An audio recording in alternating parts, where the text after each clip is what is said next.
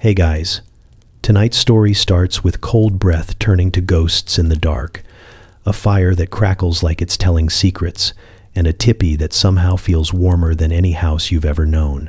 You're lying on furs, listening to wind slide past the hide walls, realizing that this isn't survival, it's science disguised as comfort. Outside, snow whispers against the prairie. Inside, someone laughs softly and stirs the fire with a stick that's seen more winters than you have sweaters. You pull the blanket higher, half amazed, half questioning how anyone figured out how to sleep through a blizzard in something that fits in a horse cart. But before you get too cozy, take a second to gently tap that new hype button YouTube just added. It really does help little guys like me push through the algorithm. And be sure to like the video and subscribe. But only if you genuinely enjoy this strange little corner of quiet storytelling. Drop a comment with where you're listening from and what time it is for you. It's strangely comforting to know who else is drifting off with us around the world. Now, get comfortable, let the day melt away, and we'll drift back together into the quiet corners of the past. You step into the Great Plains winter, realizing immediately that the air has opinions about you. It stings your cheeks like a jealous ghost and creeps down your collar with the confidence of someone who's been here longer than you ever will be. Your breath hangs in the air, pale and dramatic, like it's trying to get attention. Each inhale feels like swallowing powdered glass, and yet, somehow, it's beautiful. The world is all silver and silence. The kind of cold that doesn't shout, just looks at you and says, "You sure about this?" The snow crunches beneath your boots, the sound sharp and deliberate. Every step is a conversation with the earth, half apology, half plea. The horizon is nothing but white stretched across white, interrupted only by the faint suggestion of distant trees and the occasional coyote track. You wonder how anyone could live out here, let alone sleep. Then, through the haze of your own disbelief, you see them. At first, they're just shapes, tall cones rising from the frozen plain like exclamation points in the snow. But as you get closer, the air changes. The wind softens, the silence hums. A ring of tipis glows in the dusk, warm, steady, alive. Smoke curls from the tops, lazy and unbothered, drifting upward into a sky so wide it feels like it could swallow your thoughts whole. The hides shimmer faintly in the firelight, breathing warmth into the cold like it's a shared secret. You slow your steps without meaning to. The snow at the camp's edge looks different, packed, walked on, lived in. You can see footprints overlapping in a dance of comings and goings, each one still sharp-edged in the frost. The smell hits you next. Wood smoke, animal hide, something faintly sweet, like sage. It's the smell of survival, seasoned and slow-cooked. It smells like it knows better than you. A figure moves between the glowing shapes, tall, wrapped in furs. The kind of person who makes you feel underdressed just by existing. They look at you for half a second, and you realize they've known you were coming since before you knew yourself. A hand lifts in quiet greeting, not a wave, more like an acknowledgement that you've entered somewhere meaningful, and you should behave accordingly. You nod, though you're not sure why. Your breath fogs in front of you like nervous applause. The first tippy you pass seems to hum from within. You hear low laughter, the soft crack of burning wood, a rhythm that feels older than speech. You want to peek inside, but it feels rude, like interrupting a song. The firelight spills through tiny seams in the hide, golden lines that pulse faintly with each flicker of flame. You can almost feel the heat from outside, almost. The cold, ever patient, waits behind you like a persistent salesman. Someone calls out a short sound, warm, amused. You turn to see a young man bundled in fur and humor, holding what looks like a stick covered in snow. He grins, taps his chest, then points toward the central fire. The invitation is clear. Your feet move before your brain agrees. As you walk, you notice how the camp is arranged. The tippies aren't random. They form a circle, a geometry of logic and community. The fires inside seem to speak to one another through the thin layer of air that connects them. When you reach the center, the warmth hits like a revelation, not the desperate heat of a furnace, but something softer, earned. The fire doesn't roar. It glows, content in its authority. People sit around it in layers of hide and patience, speaking quietly. Someone offers you a place. You hesitate, then kneel. The ground, though blanketed in snow outside, is dry here, packed earth warmed from beneath. You realize, with a mix of awe and mild offense, that they've turned winter into a room temperature experience. The fire pops. Sparks drift upward and vanish into the smoke hole like stars too shy to stay. Around you, the laughter resumes, low and easy. Someone passes a bowl your way, steam rising from it like a promise. You take a sip. It's thick, hot, and tastes faintly of meat and smoke and gratitude. Your shoulders drop without permission. For the first time in hours, you're not shivering. A child runs past, chasing another, both barefoot somehow, both unbothered. You look at them, then at your own gloved hands, and consider your life choices. An older woman catches your eye, smirks knowingly, and says something you don't understand. The tone, though, is unmistakable. You're the new one, the one learning what warmth really means. Outside the circle, the wind howls, but softer now, like it's lost interest.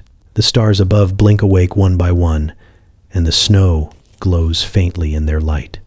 You feel it then, the rhythm of this place, the quiet defiance of people who figured out comfort without walls. The fire shifts. A log sighs, and someone adds another handful of sage. The scent curls through the air, mingling with smoke and laughter. You exhale, watching your breath fade into the glow. For the first time tonight, the cold doesn't bite.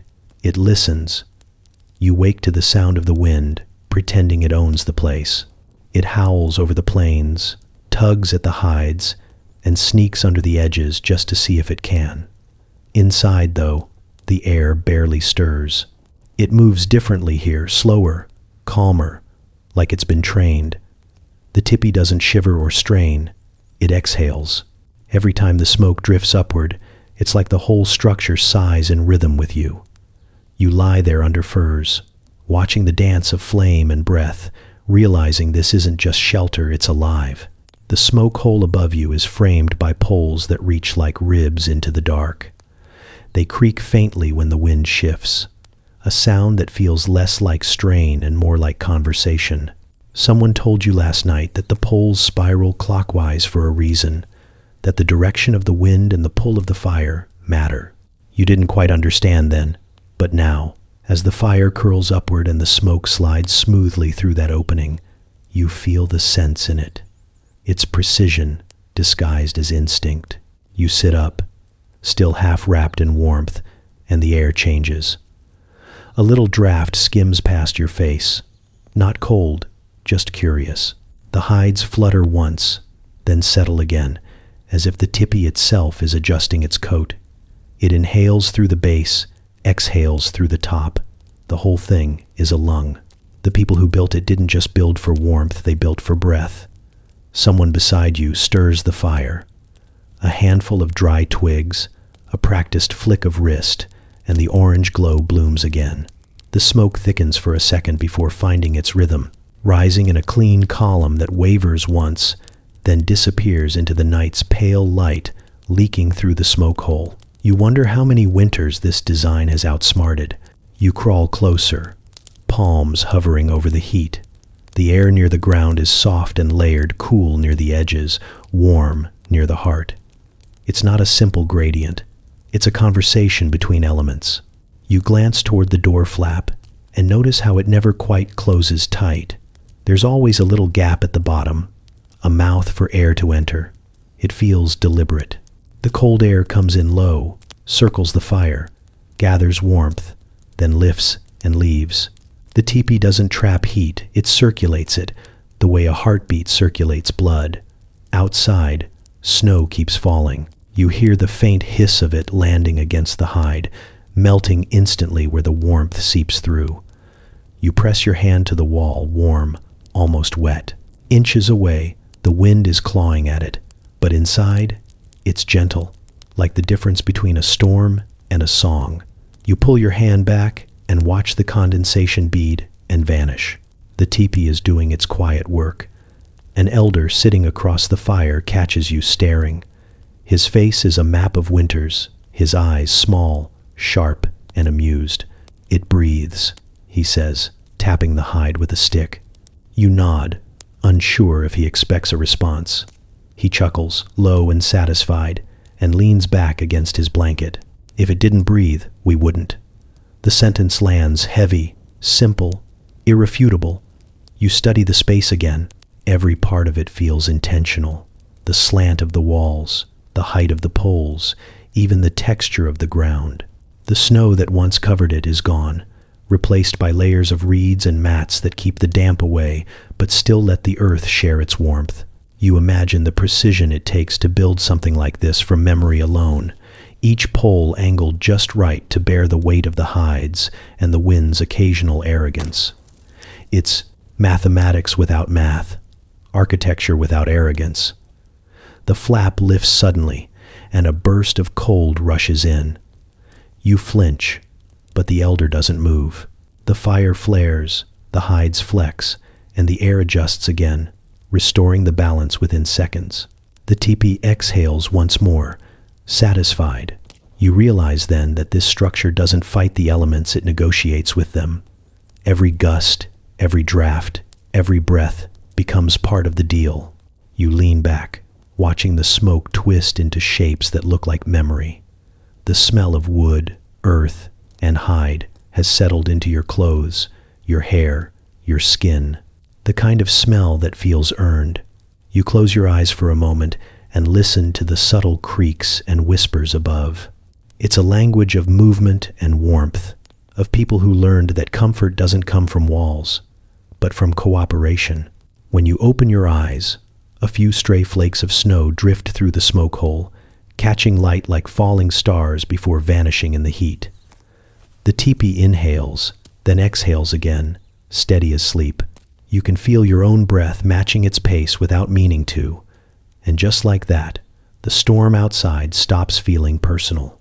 You start the morning with a sound you can't place at first, a wet, heavy rhythm that doesn't quite match the wind or the fire. When you step outside, it's everywhere. A low thud, a scrape, the pull of something dense being worked against wood. The smell hits next earthy, rich, sharp in a way that lives at the back of your throat. It's not unpleasant, but it's definitely not candle store friendly. Someone waves you over, a grin half hidden behind fur and frost, and suddenly you're holding a tool that looks older than time itself. The hide sprawled across the frame in front of you looks like a landscape. It steams faintly in the cold, edges stiff, but the center still soft and warm. You reach out and touch it, expecting roughness, but it gives beneath your fingers like flesh, learning to be something else. It's thick as a mattress, heavier than reason, and somehow softer than survival should allow. You help pull it taut, the weight fighting back like it's got opinions. The others move with an ease that makes you feel like you've just joined a dance mid-song. They pull and scrape in rhythm, humming under their breath. Each motion has a reason, each cut, each stroke, a decision made generations before. You're just borrowing it. Someone hands you a duller blade. "For learning," they say, and you nod, trying not to slice your own enthusiasm open. The first pass you make catches slightly, pulling instead of gliding, but the person beside you smiles without mockery. "It'll teach you how sharp to be," they say. You're not sure if they mean the blade or you. Steam rises where the sunlight hits the hide, faint curls that drift upward like memories escaping. The smell deepens smoke, earth, a trace of iron, and for a moment you can almost see warmth forming as a physical thing. You watch how the fibers stretch, how they glisten, how they breathe even now. Every movement seems to whisper purpose. Keep them warm, keep them alive, keep them dreaming. Someone cracks a joke you don't understand, but everyone laughs. You join in a beat too late, the universal rhythm of being new. The laughter bounces through the cold air, lands softly, then fades into the steady rhythm of scraping. You start to fall into it too, the repetition becoming something meditative. The sound is steady, soothing. Shh, shh, shh, shh. The kind of rhythm that reminds you humans once survived through patience, not panic. When the work pauses, you're shown how the hide transforms from raw skin to something divine. They smoke it slowly, the hide strung over a low fire, edges curling as the scent of wood and warmth seeps in. The smoke darkens it to the color of honey at dusk. You watch the transformation with a kind of reverence. This isn't just material, it's technology with a soul. You can see how the layers trap air, how the fibers lock together, how nature itself seems to approve of the design. Someone tells you a buffalo's hide could keep out wind colder than a confession. You believe it. They show you one stretched over the teepee frame, and you finally understand how it all fits together. Each piece overlaps the next, stitched tight but never rigid. There's flexibility in the strength, movement in the armor. The warmth doesn't come from blocking the cold, it comes from understanding how it flows. You lift a finished hide, trying to fold it, and nearly dislocate a shoulder. Everyone laughs again. You're sweating in the freezing air, your breath turning into fog as you laugh too. Someone claps you on the back and says, "Strong enough now." You know they don't mean muscles. The work ends as the sun dips lower, turning the snow gold. You sit beside the fire, hands sore, clothes stiff with effort. The hides hang around you like thick curtains, each one a quiet monument to skill and stubbornness. The air smells of smoke and pride.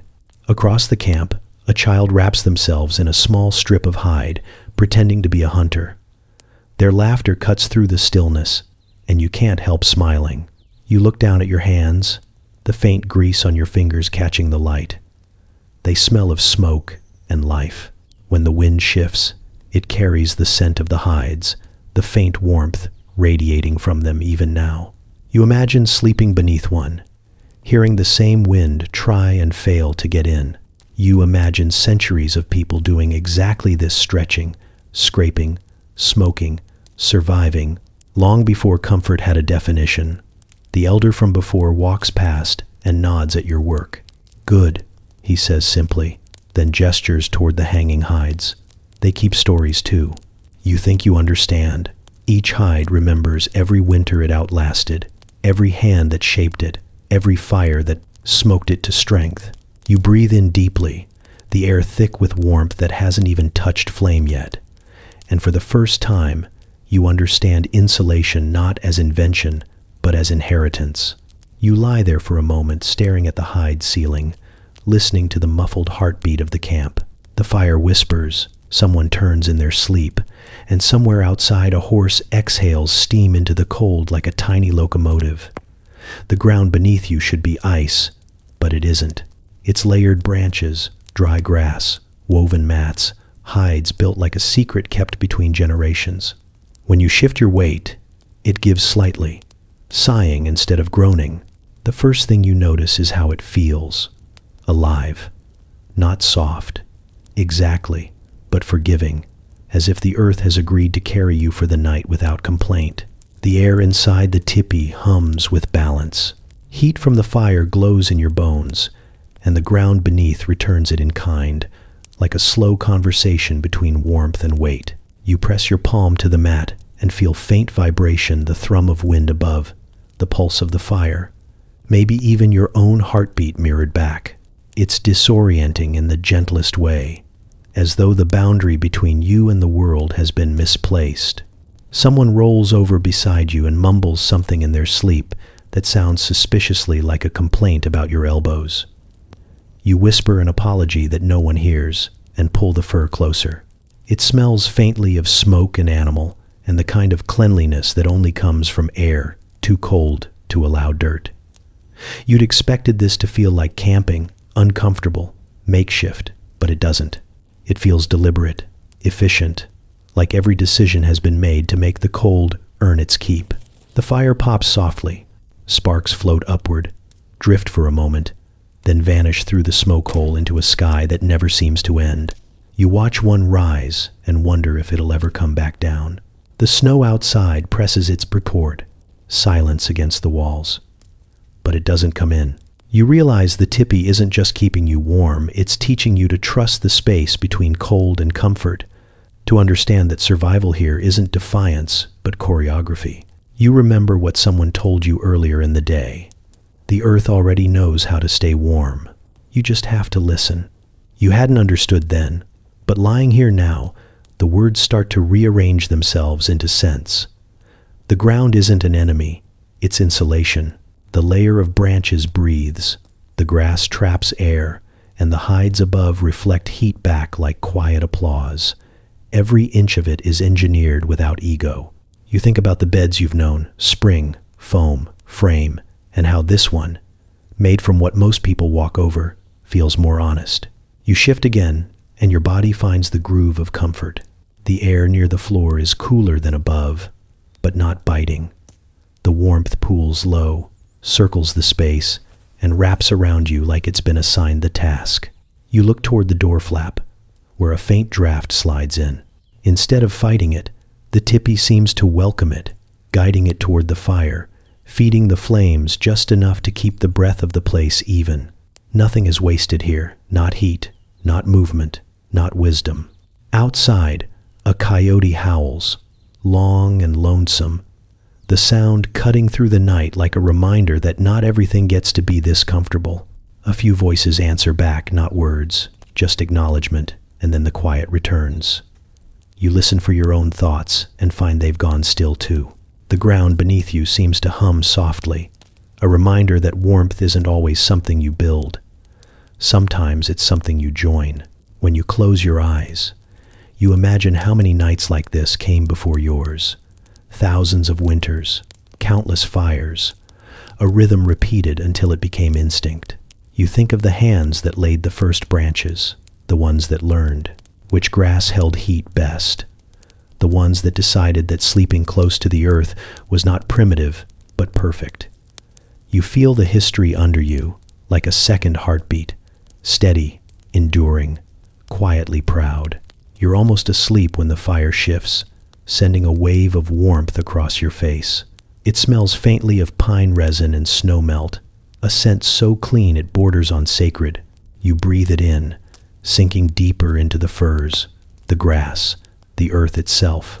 The tippy exhales above you, slow and even, and you match its rhythm without meaning to. The last thing you notice before sleep takes you is that the cold has stopped feeling like something outside. It's part of the pattern now, stitched into the same balance that keeps the world alive through winter. The warmth doesn't conquer it, it coexists, and in that quiet equilibrium, you find something better than comfort. You find belonging.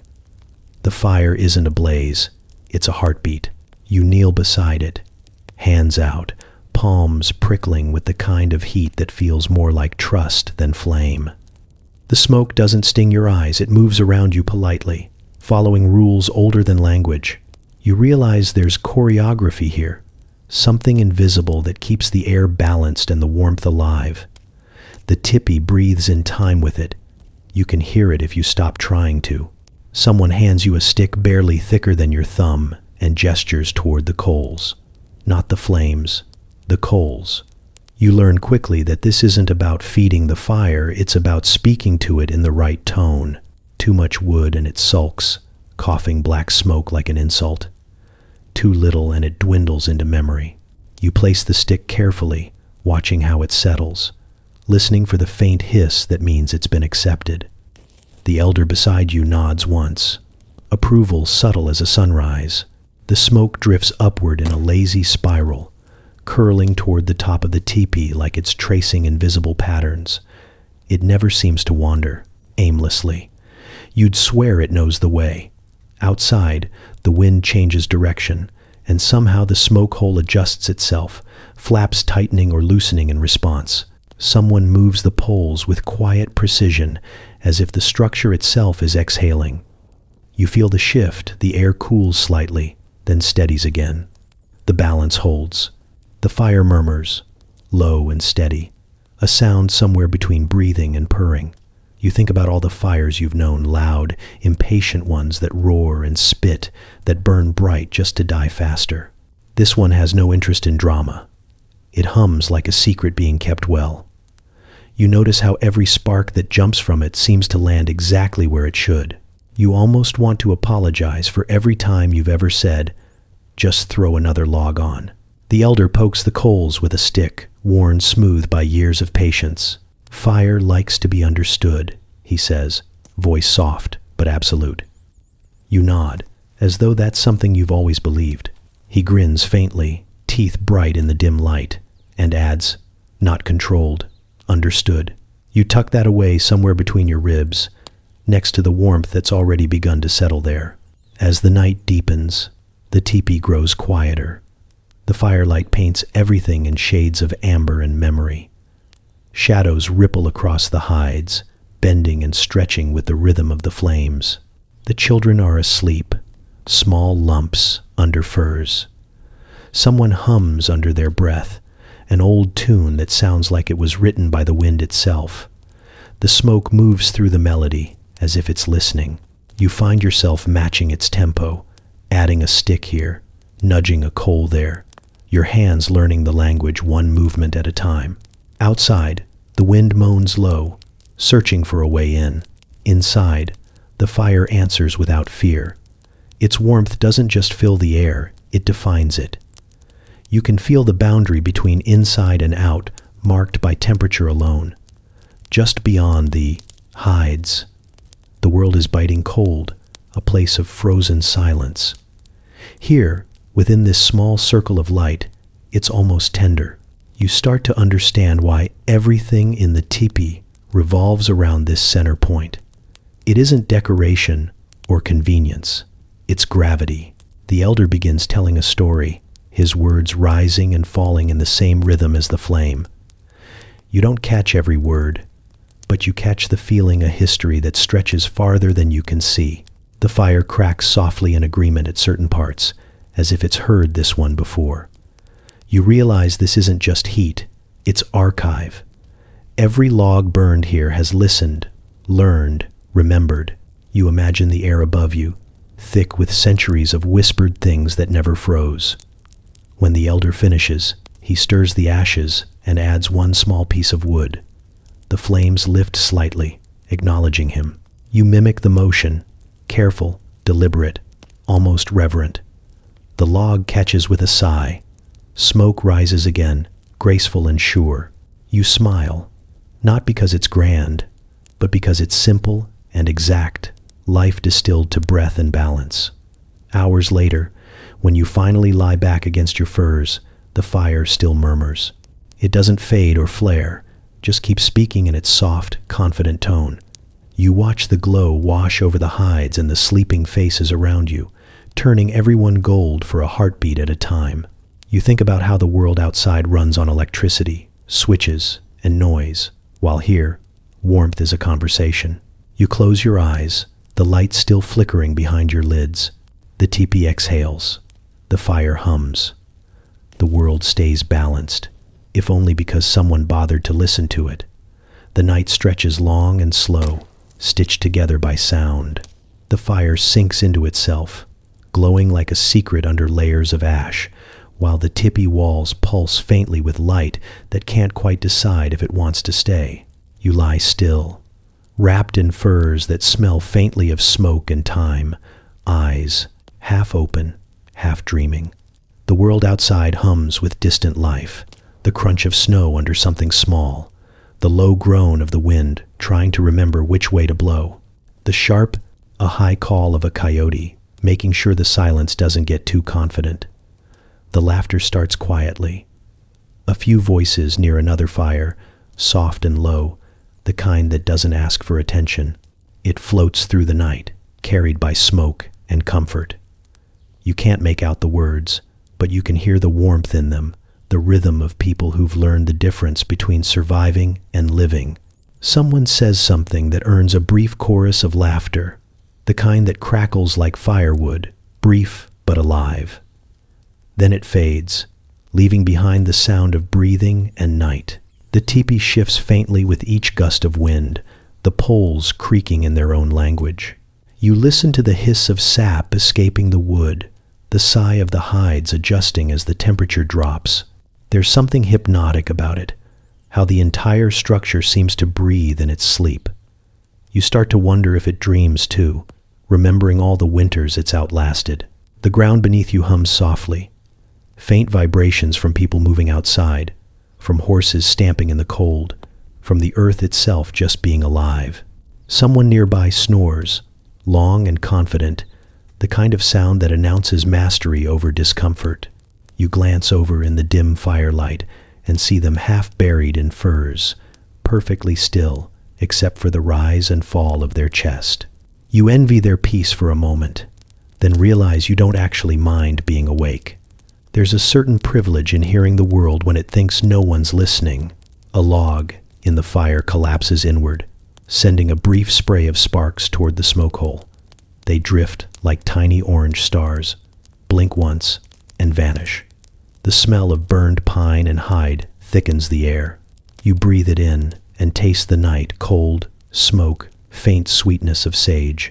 The teepee feels both infinite and impossibly small, a universe held up by a few wooden poles and human stubbornness. The coyotes sing again, closer now, their voices overlapping like layers of memory. You pull the furs higher, not from fear, but to trap the sound. It feels ancient, that chorus, familiar in a way you can't explain. You imagine this same sound drifting across the plains 1,000 winters ago, threading through smoke and snow, brushing past ears that also lay awake, listening just like you are now. When the wind finally softens and the laughter dies out completely, the night folds in on itself. The teepee exhales. The fire whispers its last small thought, and the silence that follows feels like a blessing. You close your eyes, not because you're tired, but because it feels right to let the world finish its story without interruption. You wake to the smell of wood smoke and snowlight, the kind of pale glow that seeps through the hides and makes the world feel half dream, half morning. The fire's still alive, reduced to a warm pulse at the center of the teepee, and the air inside hums with that strange, balanced comfort that makes you forget it's winter at all. Someone's already up, moving with that quiet efficiency that comes from a lifetime of knowing which stick to add and when. You roll over, pretending you've been awake the whole time, which fools exactly no one. The elder chuckles, not unkindly, and gestures toward the ceiling with the stick they've been using to stir the coals. "It's a cone," they say, like that explains everything. You blink, still half asleep. "A cone," you repeat, nodding sagely, as if you were already thinking that. They smirk, then wave the stick again toward the slope of the walls. It's not just for looks. The shape talks to the fire. You sit up, following the line of the poles as they reach upward and meet in that perfect symmetry that holds everything together.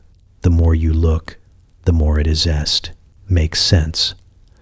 The way the air moves, the gentle pull of the smoke, even the way warmth seems to pool evenly. No matter where you sit, it all feels intentional, effortless, like nature and geometry came to an agreement and then invited people to live inside it. The elder keeps talking, voice low and patient, as if they've explained this 1,000 times and still find it funny that anyone needs reminding. "Heat rises," they say, tapping the air above the fire. "Cold air comes in low here." They point toward the bottom edge of the teepee, where you can see faint threads of frost melting against the hide. The cone shape keeps it moving, never still, never trapped. The fire breathes, we breathe, and so the teepee stays alive.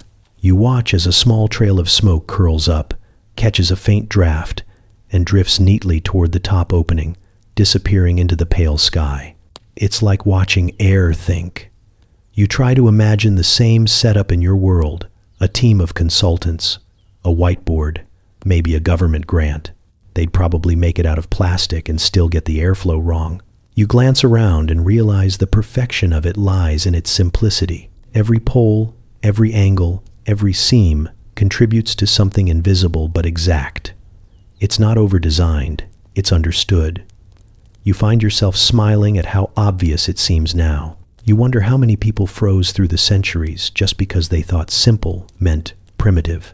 Outside, the wind picks up, testing the hides with a long, low moan.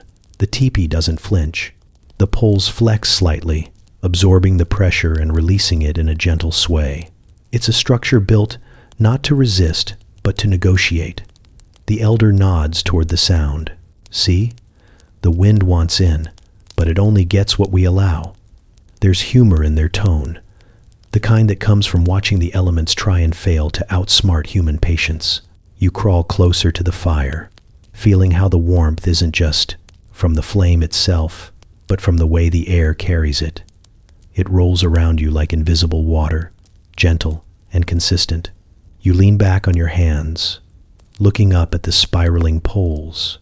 The whole design feels like a quiet conversation between materials and weather, every piece agreeing to play its part. The elder takes a small bundle of dried grass and tosses it into the coals. It catches instantly, sending a plume of fragrant smoke upward in a perfect column. That's how you know it's breathing right, they say. You watch the smoke rise and disappear, seamless, elegant, completely unbothered. And if it doesn't, you ask. The elder grins. Then you're either smoking meat or suffocating. You'll know which, soon enough. You laugh, maybe a bit too loudly. But it feels good, the warmth, the ease, the humor of people who have nothing left to prove to the elements.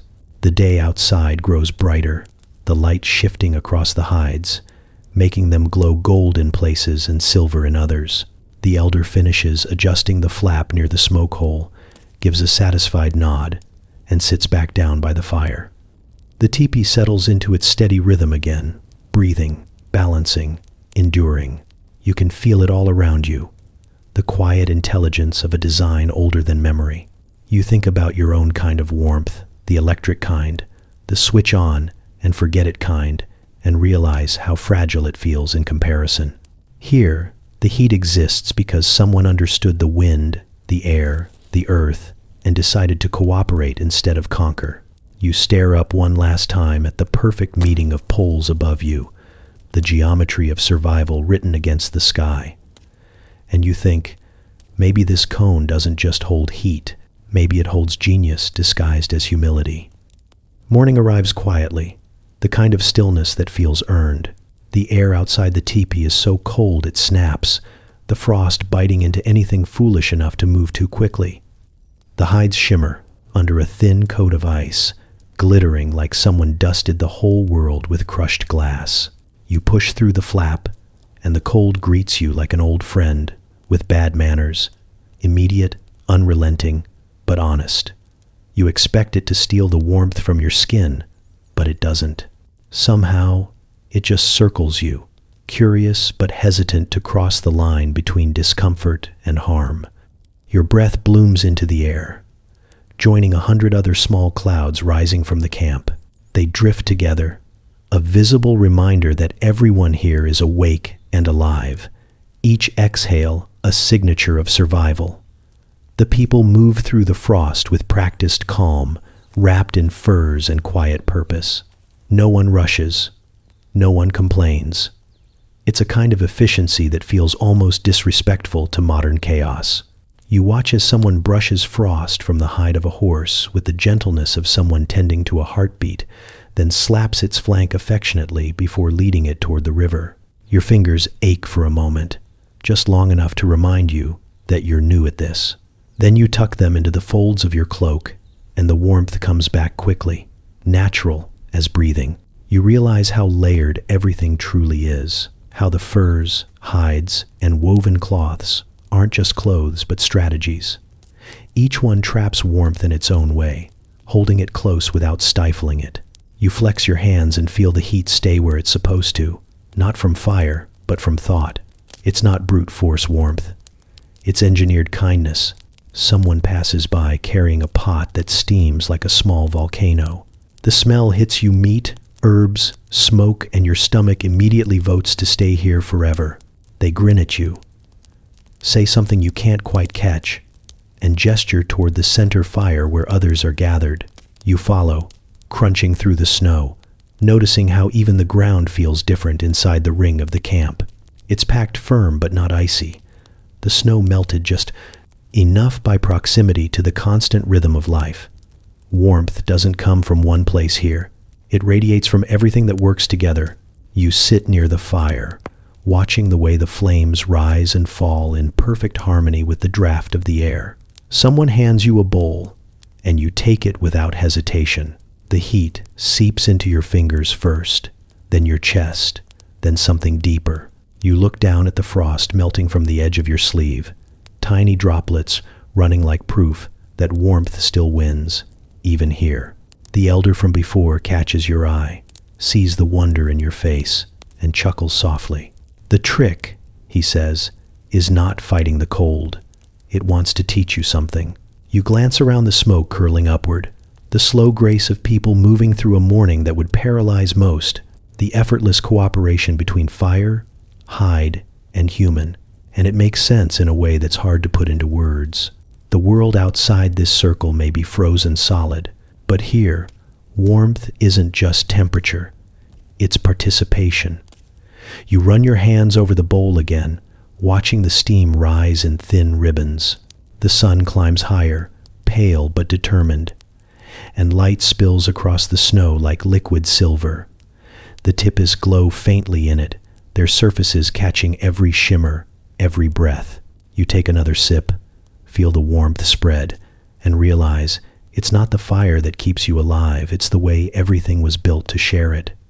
You start the day thinking you've finally figured the cold out. You've survived the nights, mastered the fire, learned to breathe without freezing your teeth. Then you step outside and realize the cold has levels, an entire hierarchy of chill you weren't invited to understand. The wind slices clean through your best attempt at warm, and before you can even swear, someone laughs behind you. It's that knowing kind of laugh, the sound people make when they've been waiting for you to notice something obvious.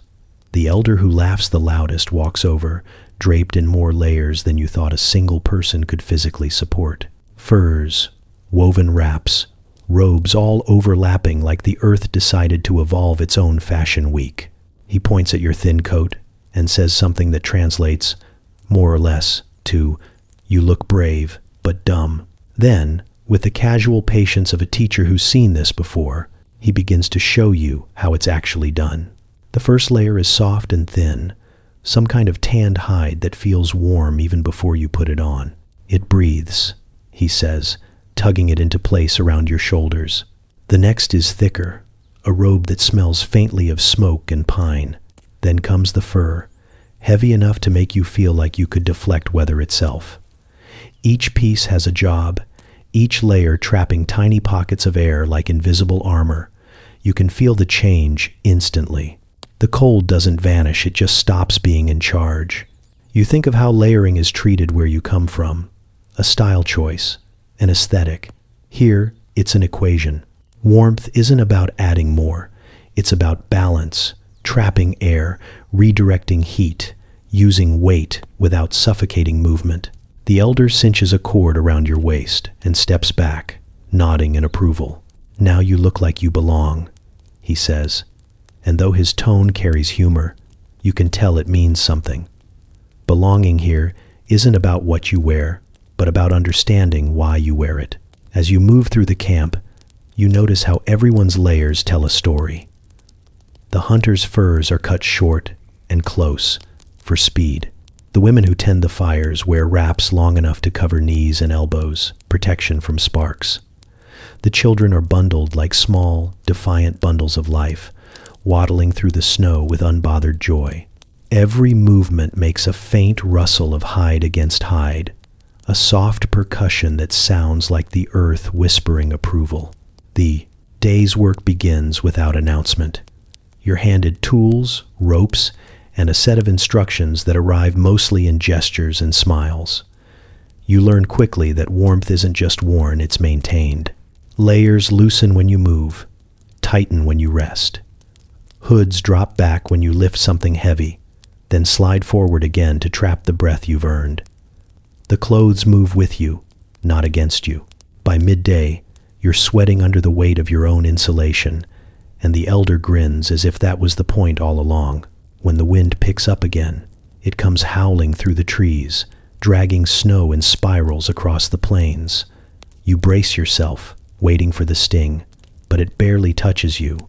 The air inside your layers stays still, trapped between hide and skin, warm as a secret. The elder gestures toward the storm and says, "See, you wear the weather now." You look down at yourself bundled, heavy, comfortable, and laugh. You've never felt more ridiculous or more intelligent. Later, as the sun dips low and the fires come alive, you peel off one layer at a time. Each piece releases a little cloud of trapped warmth, a sigh of satisfaction. The camp glows gold in the half-light, everyone shedding the day in quiet unison. Piles of furs and hides form like small mountains near each fire, and the air smells of smoke, sweat, and the faint sweetness of dried grass. You stretch your fingers toward the flames, watching how the heat catches the tips before fading into the air between. You understand now that warmth isn't hoarded, it's shared. Every layer, every material, every small motion is part of a design meant to circulate comfort the way the tipi circulates air. Nothing wasted, nothing extra. You pull one of the lighter robes back over your shoulders and settle in beside the fire. The last of the cold pressed out of you by proximity alone. Around you, laughter rises in soft bursts, the kind that comes easily when no one's freezing to death. You glance up at the stars cutting through the sky, cold and distant, and can't help but smile. The wind is still out there, prowling for weakness, but it doesn't find you.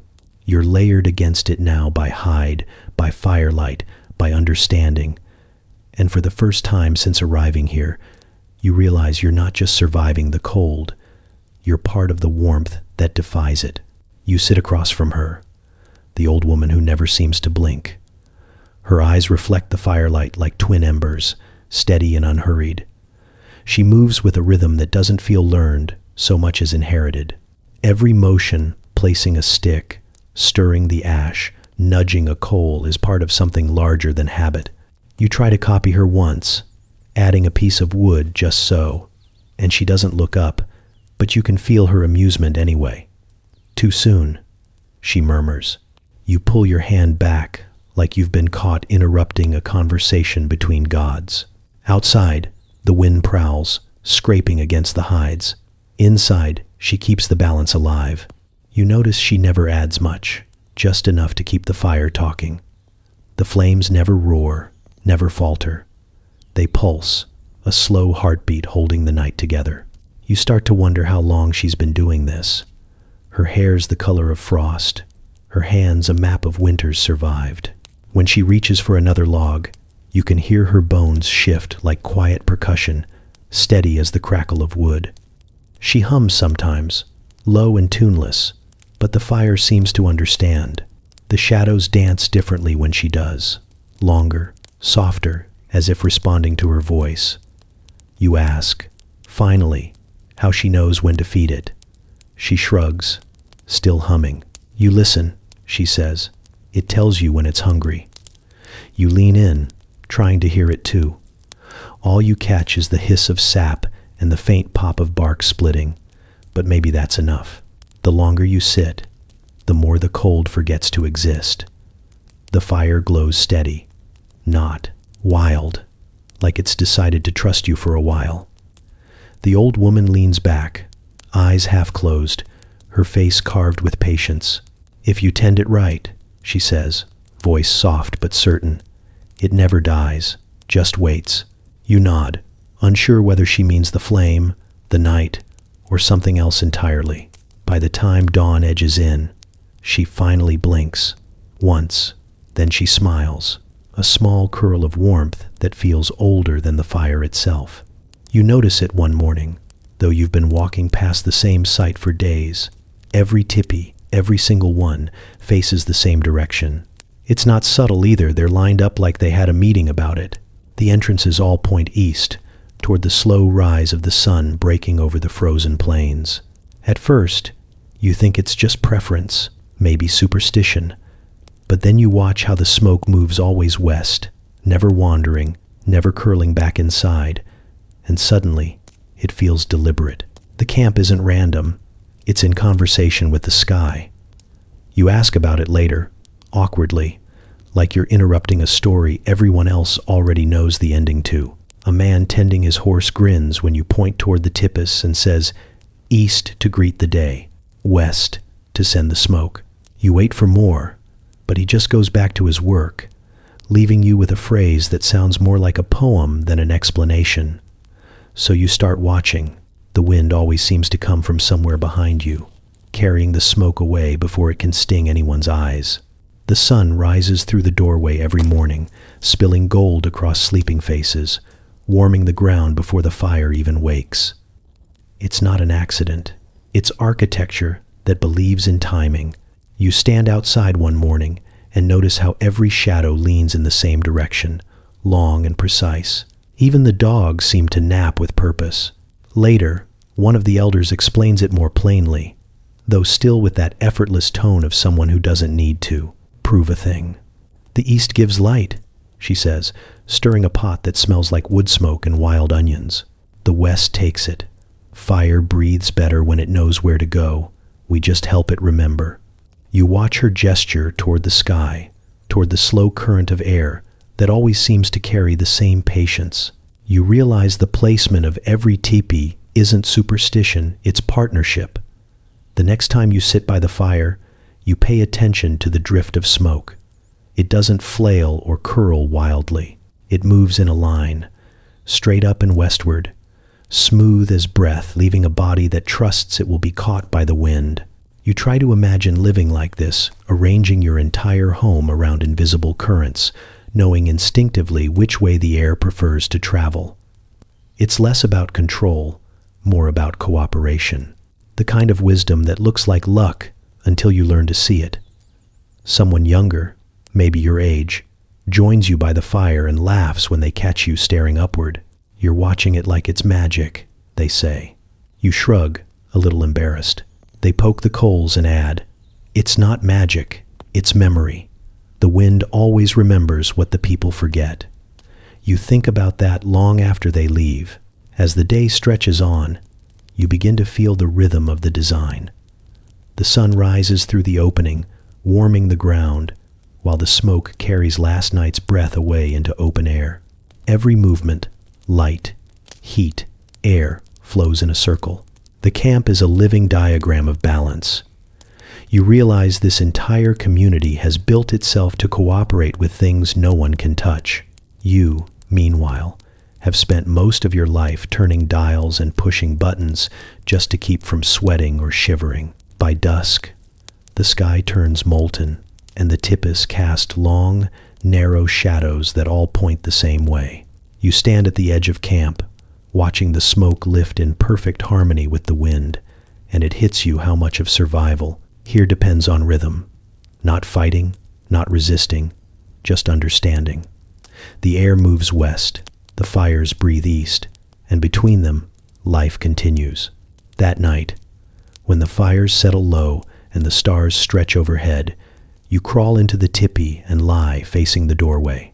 The sky outside glows faintly with starlight, and the smoke drifts upward, slow and sure. You exhale, and the air carries your breath the same way it carries the fires.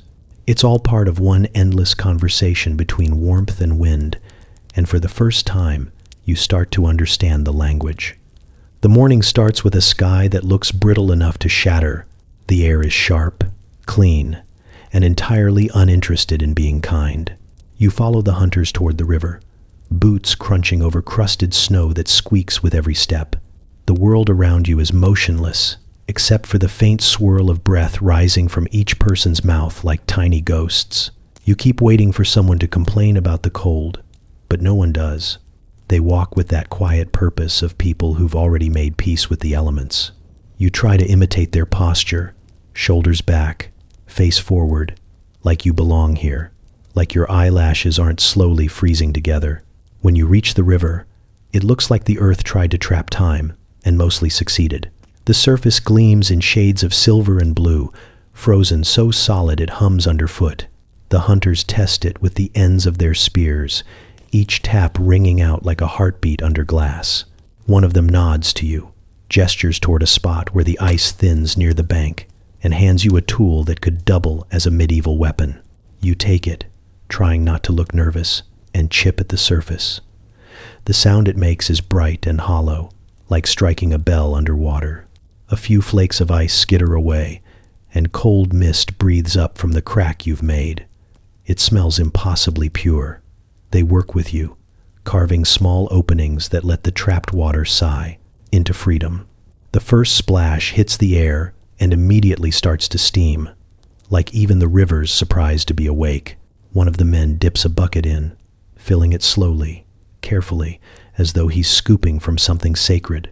He tells you this river never freezes all the way through, that it always keeps a pulse beneath the ice. Even the cold can't kill what moves, he says, not looking up.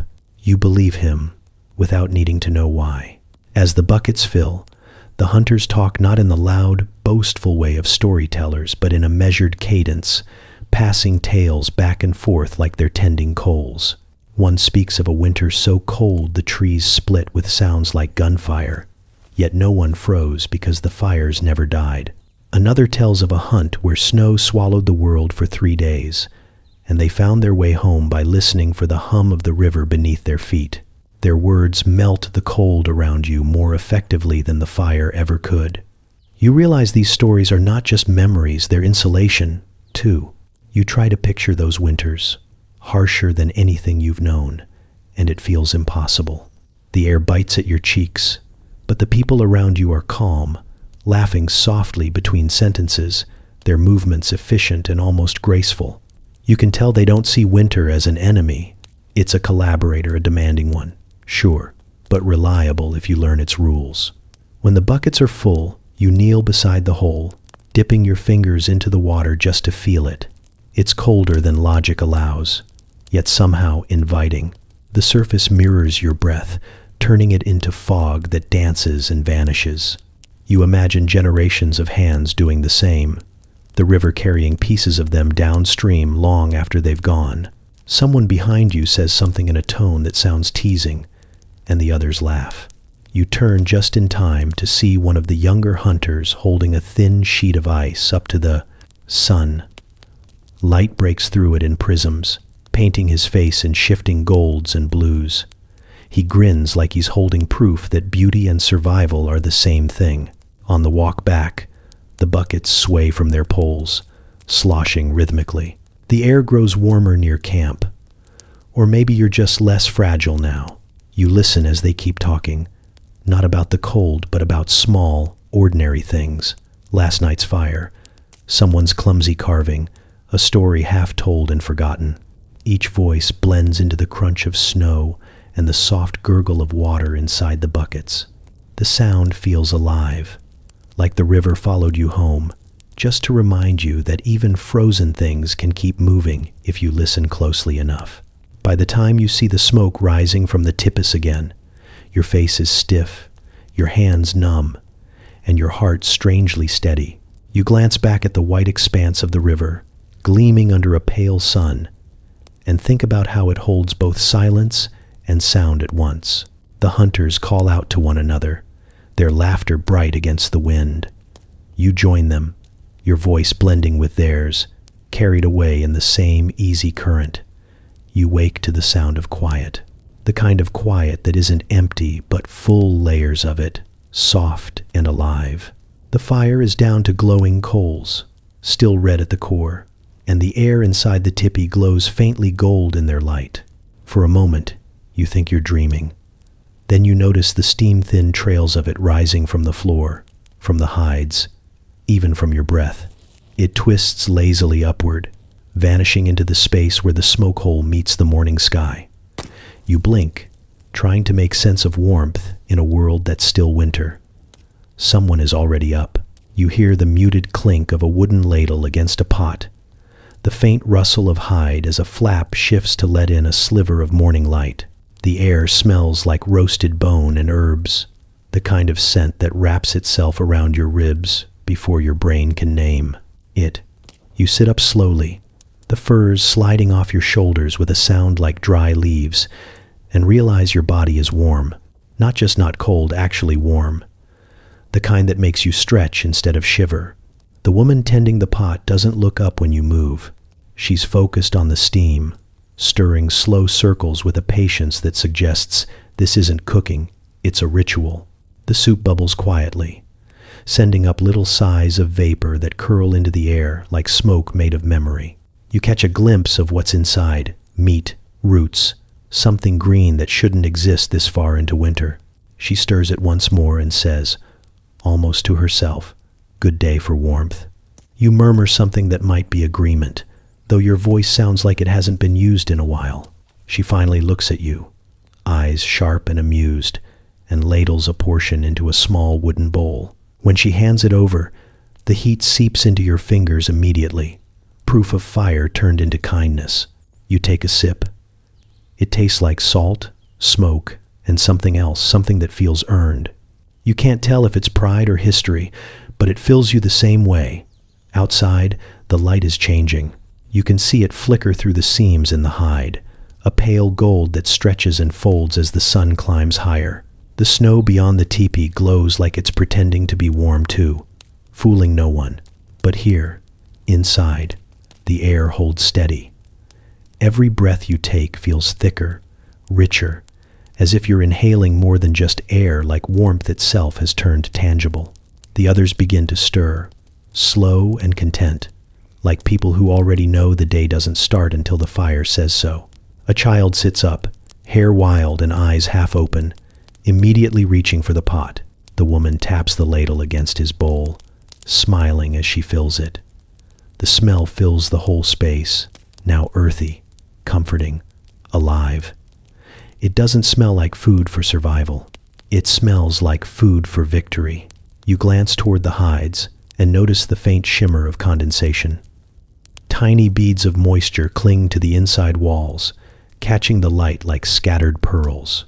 They tremble with each breath of the tipi, each laugh, each movement, proof that warmth has turned the cold itself into decoration.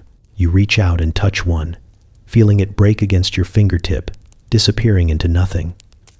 Someone opens the flap wider, and for a moment, the cold outside rushes in, eager and biting, but it doesn't last.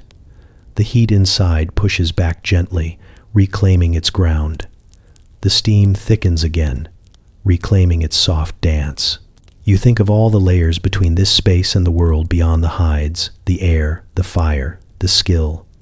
You realize you're sitting inside centuries of practice made perfect. You finish your bowl, set it aside, and sit back with your palms open to the fire. The coals crack softly, sending up one last puff of fragrant smoke that mingles with the soup's fading steam.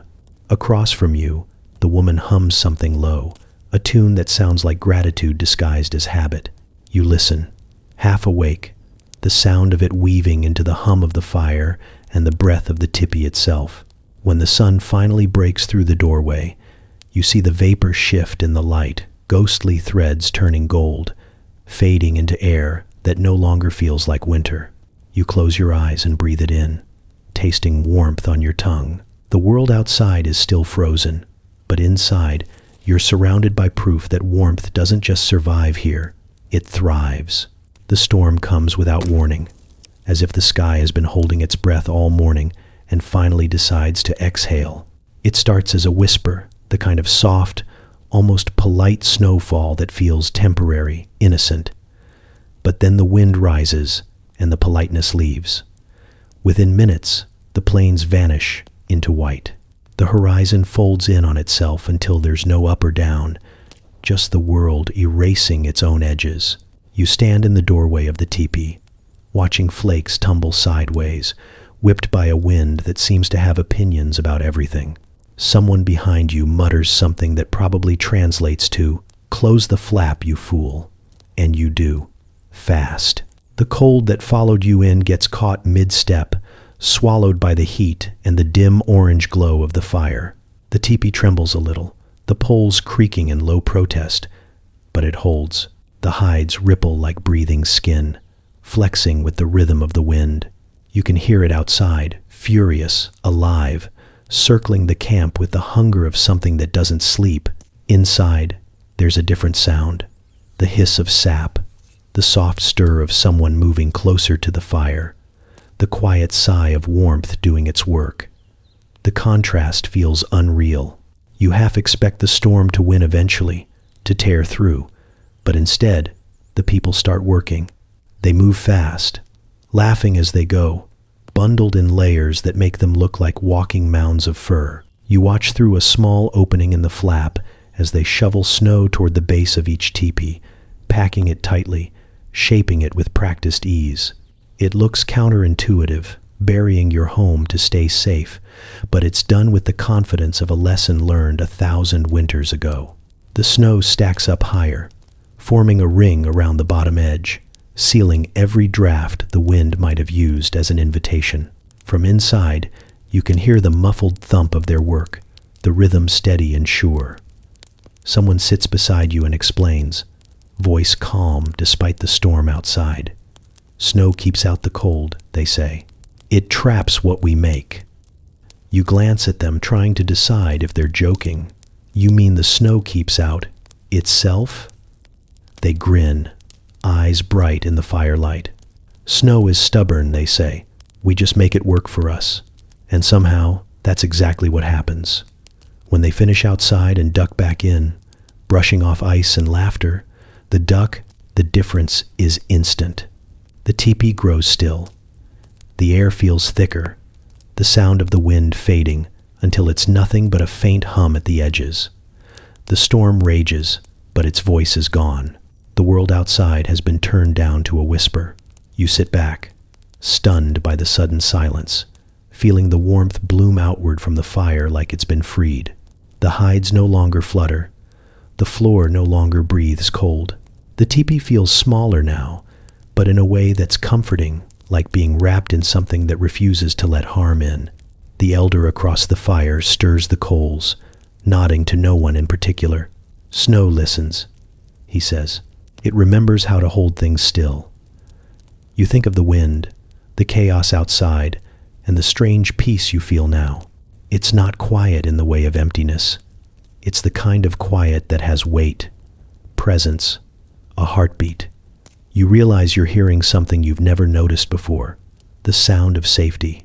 Someone starts humming, low and tuneless, and others join in, soft voices blending with the crackle of the fire.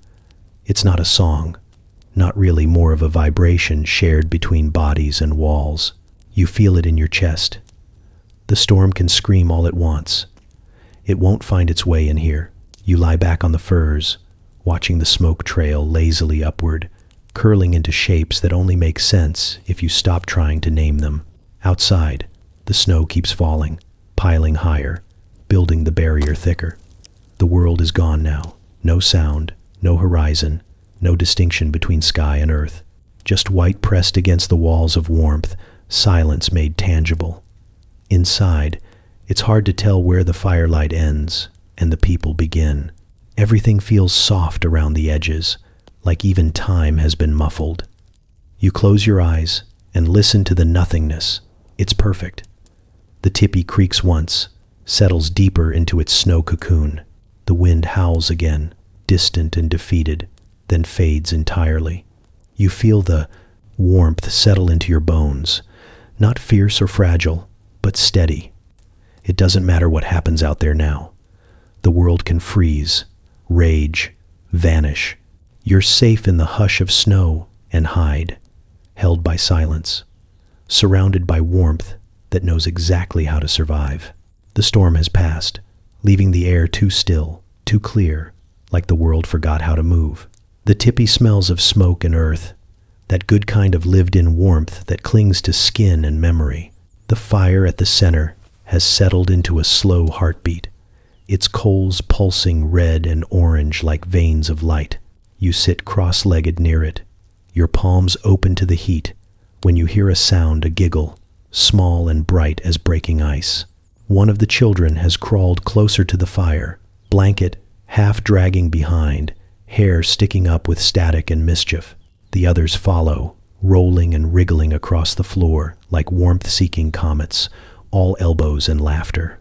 Their faces glow in the firelight, cheeks red, eyes full of that kind of wonder adults forget how to make. You move aside as one leans dangerously close, holding out a small stick like a sword. An older woman, someone's grandmother, probably everyone's grandmother, leans in from her spot near the hides and murmurs something that sounds suspiciously like, "Don't you dare." The child freezes mid-poke, grins, and does it anyway. The ember hisses and flares, sending up a spark that dances into the air before fading harmlessly. The grandmother sighs. The universal sound of someone who's seen this scene 1,000 times. You hand another child a stick, mostly because resistance seems useless. The fire becomes a stage. Each small hand pokes at the embers like they're conducting a symphony of light. The flames respond in soft bursts, glowing brighter, then settling again as if humoring them. The tipi fills with that odd mix of chaos and calm that only children can create noise wrapped in comfort. You can't help but laugh when one of them accidentally drops a twig into the fire and gasps as if they've just sacrificed a lifelong friend. Someone begins telling a story, voice low but strong enough to gather the children's attention. It starts simply something about a fox that stole fire from the stars, and instantly the air changes. The kids go still, leaning closer, eyes wide, faces painted in flickering amber. Even the fire seems to listen. The story winds and bends, full of impossible details and truths disguised as jokes. You don't catch every word, but you catch the rhythm, the rise and fall, the pauses placed like breaths between heartbeats. When the storyteller describes how the fox carried the flame in his mouth, you swear the fire crackles a little louder, as if remembering. The children hang on every word, mouths half open, bodies folded around the warmth like petals closing for the night. When the story ends, it does so quietly, not with a flourish but with a final, knowing look. The silence that follows feels sacred. The youngest yawns first, that deep, floppy kind of yawn that pulls the whole body along. Another lies down against a pile of furs, head resting on someone's knee. A few keep playing with the sticks, tracing invisible lines in the air as the coals shift. The grandmother starts humming, a sound that doesn't belong to any song you know but feels older than language. It blends with the crackle of the fire until you can't tell where one ends and the other begins. The tipi grows darker at the edges, light retreating to the circle where the children sleep and the fire still glows. You sit there, feeling the warmth of their small bodies, their tiny snores mixing with the rhythm of the coals. Someone catches your eye from across the fire, a man with smoke lines on his face and a smile that could melt frost. He nods toward the children. "They dream of warmth," he says softly. "That's how we keep it alive." You nod, though you're not sure if he means the fire or the world itself. The last spark from the embers rises and vanishes into the smoke hole above. The teepee exhales, settling into its night rhythm. Outside, the snow reflects a faint silver glow from the stars. But in here, it's all red and gold and soft breath. You look down at the sleeping children, at their soot-smeared cheeks and fingers curled around bits of wood, and something in you eases. The fire hums low, steady and unbothered, and the night stretches on long, eternal, and warm in the way only shared laughter can make it. At first you think the warmth just happens the way a stove works, the way modern comfort arrives on demand without being earned. But after enough nights inside the tipi, you start to notice it breathing. The hides ripple with the faintest shift of wind, the poles creak with subtle life, and the air itself feels alive, curling, twisting, always in motion. The fire doesn't simply burn, it converses. Every spark climbs like a word spoken upward, caught by the smoke hole, answered by the cold above. You realize you've been sleeping inside a body, not a building. The first time you notice the movement, you're half awake, hovering between dream and dawn. The coals pulse red beneath a thin layer of ash, and as someone stirs them back to life, the warmth rises in a slow spiral. You can see it barely visible, a shimmer of distortion that moves in perfect rhythm with the breath of the space. Each exhale from the fire lifts through the tippy's spine, finding its way out without dragging the warmth along. You can feel it even in your own lungs. When you breathe in, the air carries a faint trace of wood smoke and something sweet, maybe resin or pine. When you breathe out, it joins the current, feeding the cycle. You shift closer to the center and watch the layers of heat move like invisible ribbons. One curls around your knees, another brushes your cheek. It's not one temperature, but many tiny zones of warmth, each with a different task. The lower air hugs the earth, steady and protective. The middle swirls lazily, keeping everyone wrapped in its rhythm. The top draws the smoke upward and away, like faith finding its direction. You understand, finally, why the people here don't fight the cold, they work with it.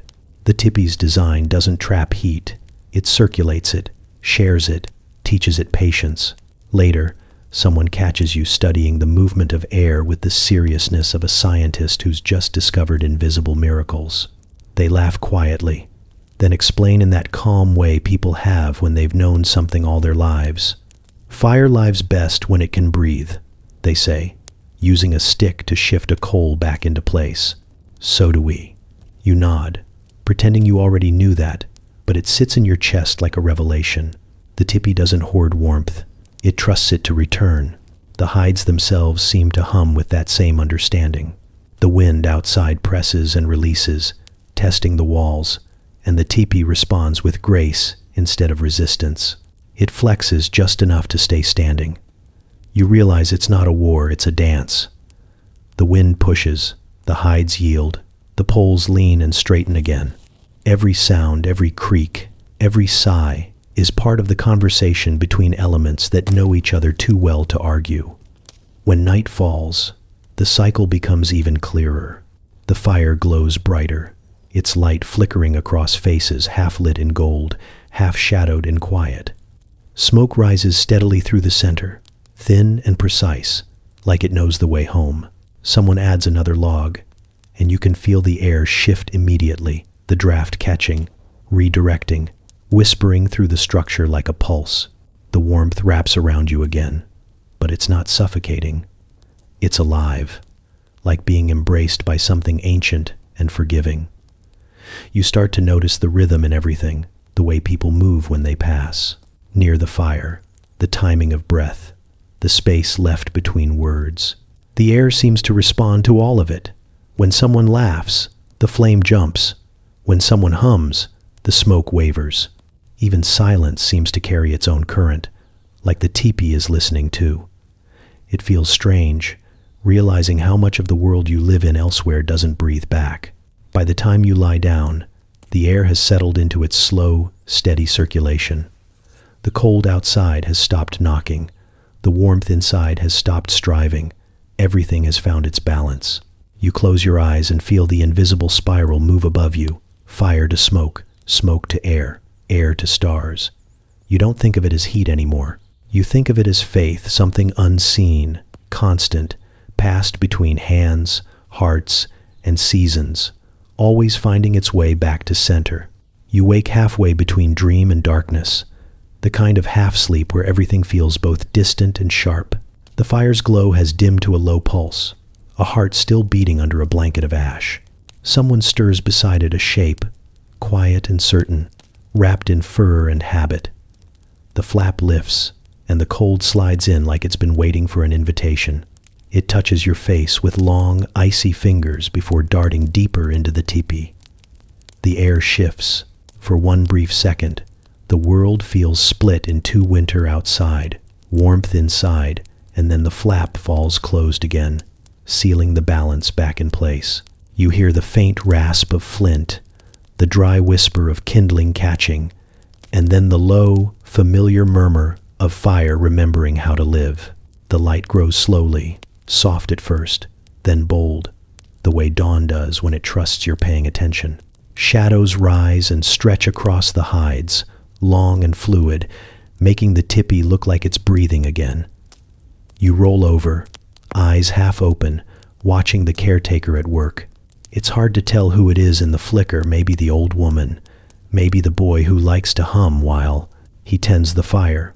But whoever it is, they move with the same calm precision, like the act itself is prayer. They don't just add wood. They coax the fire, rebuild its rhythm, feed it the way you'd feed a sleeping animal, carefully, respectfully. The logs hiss, spit, and then surrender to the heat, the orange glow, returning with a sigh that fills the air. You feel it from across the room, that ripple of warmth reaching out, finding your skin and convincing your muscles to stay still. The cold's brief intrusion already feels like a dream fading too fast to hold. You think about how many times this has happened every night, for generations. Someone always gets up. Someone always makes sure the fire doesn't die. There's comfort in that quiet duty, a kind of invisible rhythm that outlives memory. The person by the fire moves slowly now, shifting a coal here, adjusting a log there, each motion small but deliberate. You can tell they're not doing it for show. It's just what must be done. The smoke curls upward, thin and graceful, drawn toward the vent above. The hides glow gold and red in patches, the fire painting its own constellations on the walls. Outside, the wind prowls by, frustrated it wasn't invited in. Inside, the air settles back into its steady warmth. The soft hum of survival that never stops, only changes hands. You close your eyes again, listening to the rhythm of the crackle, the faint creak of wood expanding against heat. It sounds like reassurance. Someone nearby shifts in their sleep, muttering something that might be a dream or a joke. A child sighs, the sound small and soft, a punctuation mark to the night's calm. The caretaker lingers a moment longer, making sure the flame has found its strength again.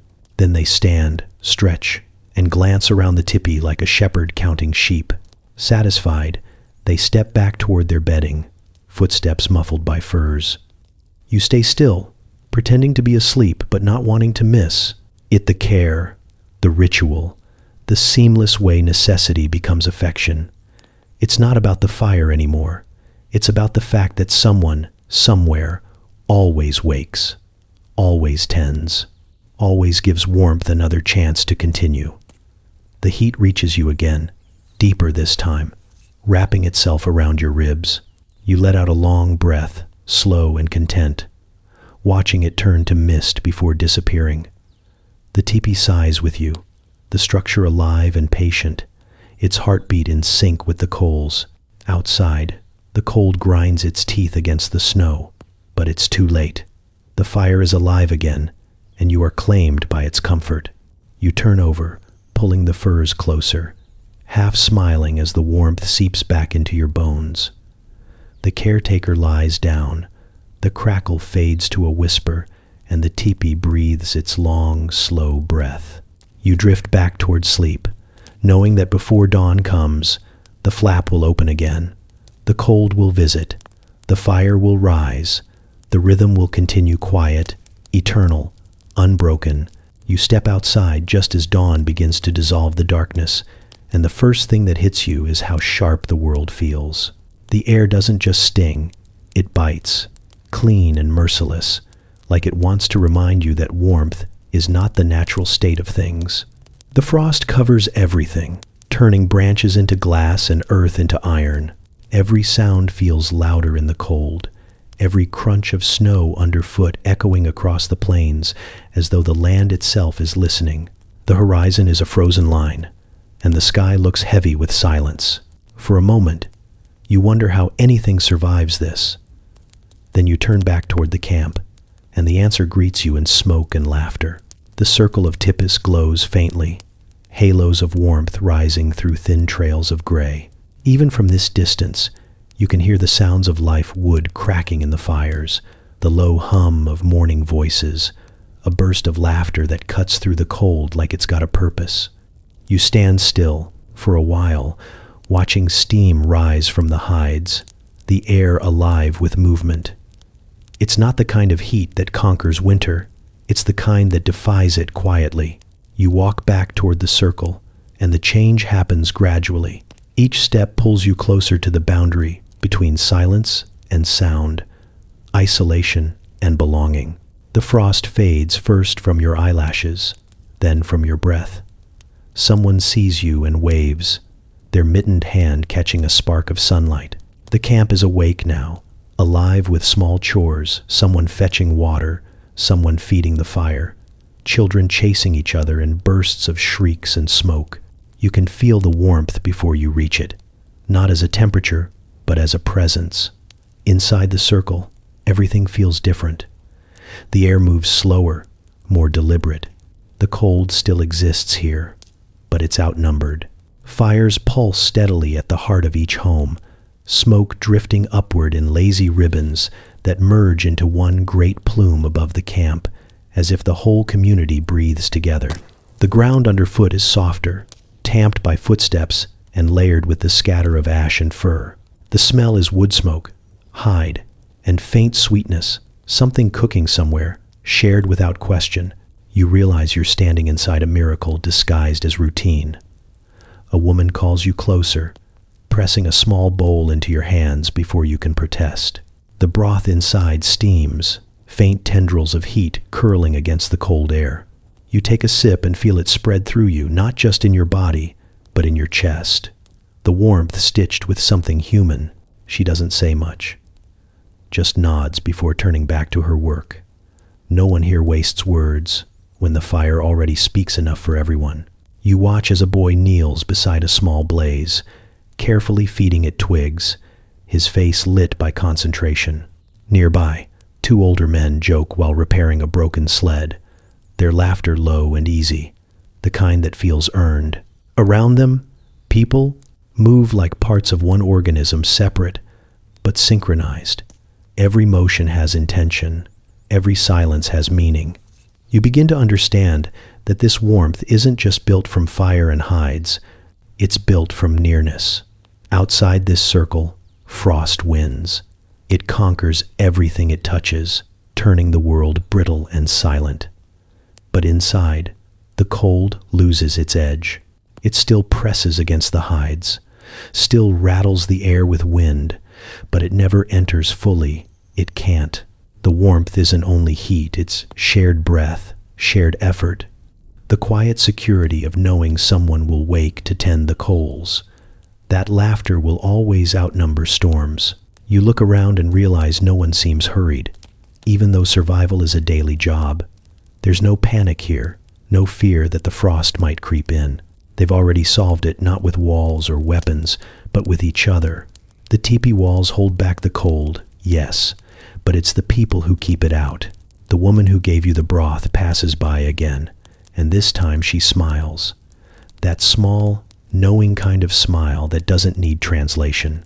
Behind her, the fires flicker brighter, and someone starts to hum a tune that carries through the air like a heartbeat. You take another sip and feel the warmth anchor itself inside you, spreading slow and deep. The frost is still out there, gleaming and patient, but it no longer feels threatening.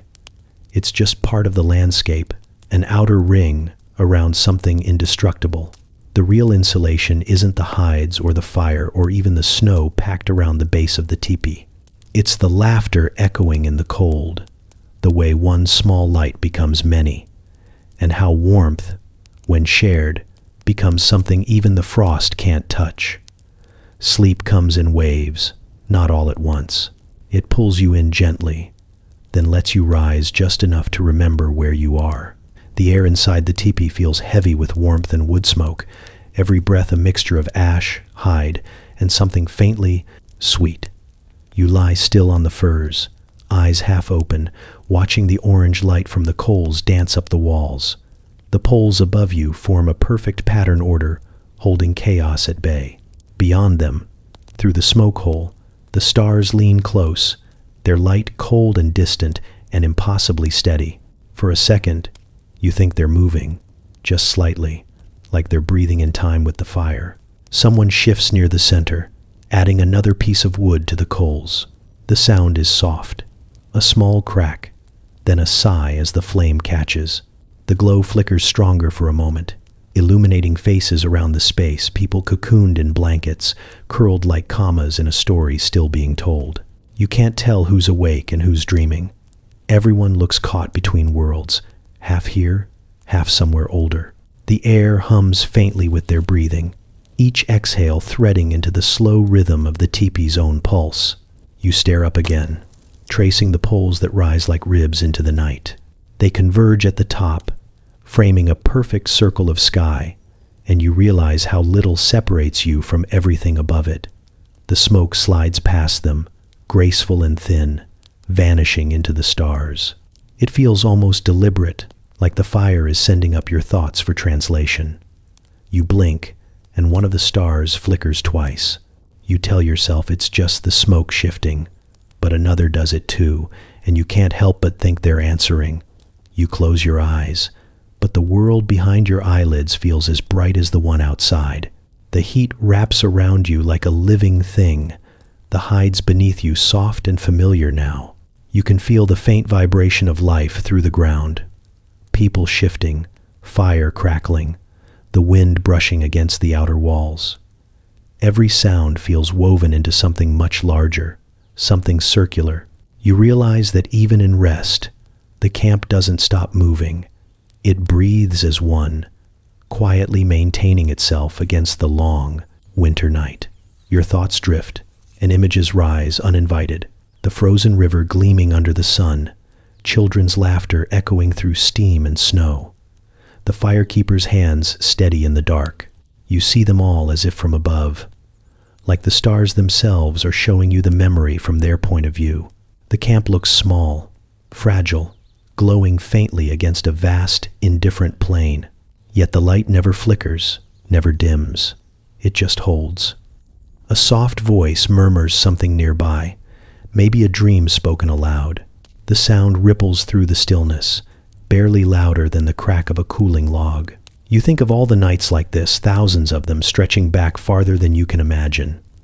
Fires tended, stories told, children growing into caretakers who do the same.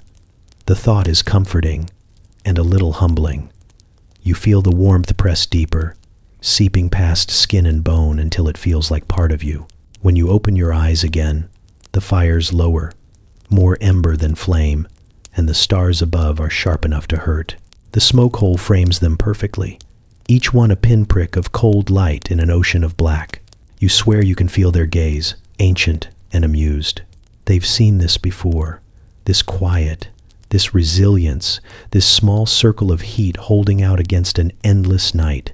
You stare until your eyes blur, until the stars start to swim together, and then you close them again, trusting they'll still be there when you wake. The last thing you notice is the rhythm of the tipi settling around you, the soft creak of poles in the wind, the muted breath of sleepers, the faint whistle of air slipping through seams.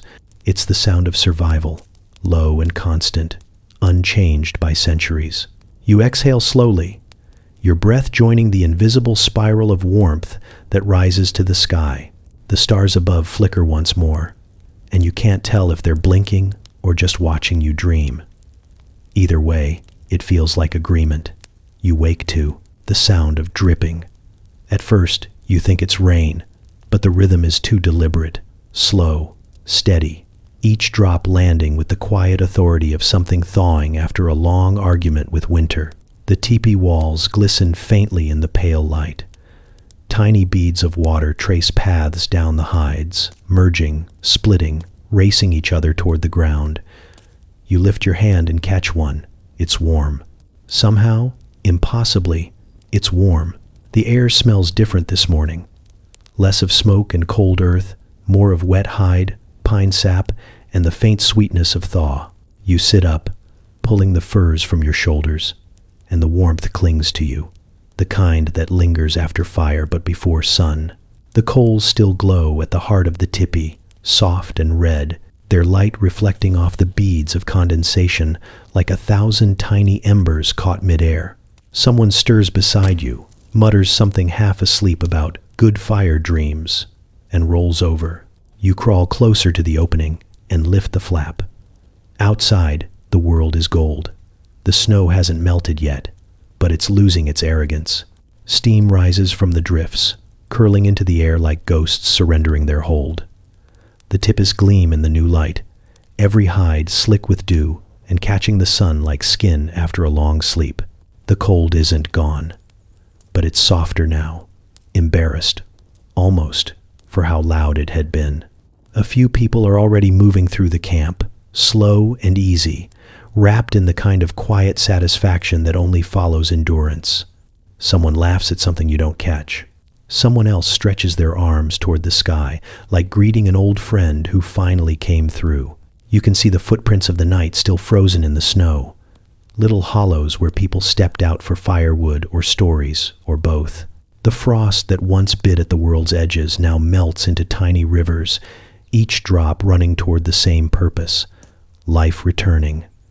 You step outside barefoot, just to feel it. The snow sighs under your feet, firm but forgiving. A faint mist rises from the ground, catching the sunlight in soft ribbons. The air tastes new, sharp, and wet, like biting into an apple straight from the tree.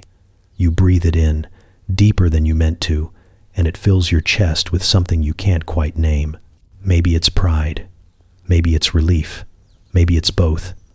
From somewhere behind you, a voice calls out, a teasing tone, familiar now. "Careful," someone says.